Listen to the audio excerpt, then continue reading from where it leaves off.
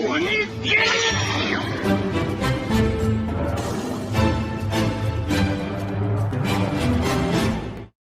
it going, everybody? Welcome to the channel. As always, if you enjoyed today's video, don't forget to hit that like and subscribe. It helps out, means a ton. You guys get plenty of fun stuff. And we're growing closer to 100 subscribers by the day.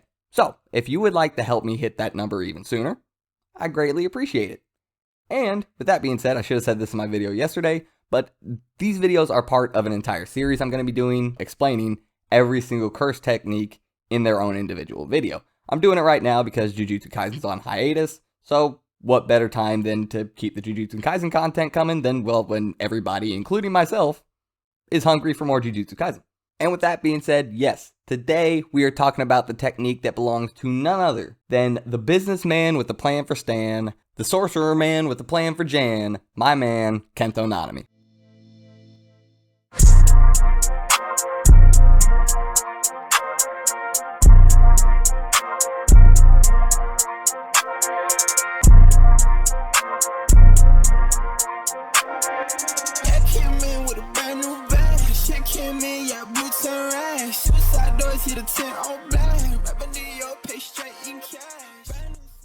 So this should actually be a relatively short video, at least for me. I kind of tend to drone on a little bit sometimes and make them a little bit longer than they need to be.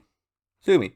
Anyway, the ratio technique is actually really simple. All Nanami does is just draw a line across the section of a body by its length. It can be the whole body, an arm, just the forearm, it can be just the head, whatever. There are a lot of things that it can draw a line on. It doesn't just have to be the entire mass of something. Draws a line across the length, cut that line into 10 sections. Once you hit that 7th section and there's only 3 left on the other side, that is the ratio of 7 to 3. If he hits it at that exact spot across that line, it deals an incredible amount of damage compared to just a normal strike. So much so that Nanami can take the back end, the completely flat side of that little wrapped butcher looking blade thing he has. Yeah, the complete flat side, and just cut straight through a regular old curse. Just like it's nothing. Just like a hot knife through butter, even though this thing looks like it's like that thick of just flat metal. That's ridiculous. That is a lot of power. So this actually allows Nanami to fight with people that are a little bit above his pay grade sometimes. He's still obviously going to be at a disadvantage, yes, but the particular strength of this technique is the fact that even if somebody is stronger than him, he can still deal plenty of damage to them. Whether they be a curse that's stronger than him, he can still do enough damage to exorcise them. If it's a person that's stronger than him, he can do enough damage to make them not want to fight anymore, or, well, we all know the human equivalent of exorcised. So, yeah. That's really useful. It makes it much harder to outclass Nanami just because of his technique. And with this being said, he can also use this on inanimate objects. So a vase that's sitting in your living room, if you piss off Nanami for some reason, might just walk into your house, draw a line across your mom's favorite vase and smash it to pieces. He can do that if he wants to. And going along with the line of thought of him being able to use it on inanimate objects as well as, well, animate objects, he can use it on the environment around himself. We see this in the fight against Mahito when he wrapped his hand up in his tie, when he punched a giant hole in the wall. That wasn't only because he was working on overtime. The whole overtime thing, that is not part of his curse technique. That is a binding vow that he put on himself. He just restricts his cursed energy before overtime hours hit. That doesn't have anything to do with curse technique. Now, that does also help him blasting that big of a hole in the wall, but he also uses an extension technique of his curse technique called collapse.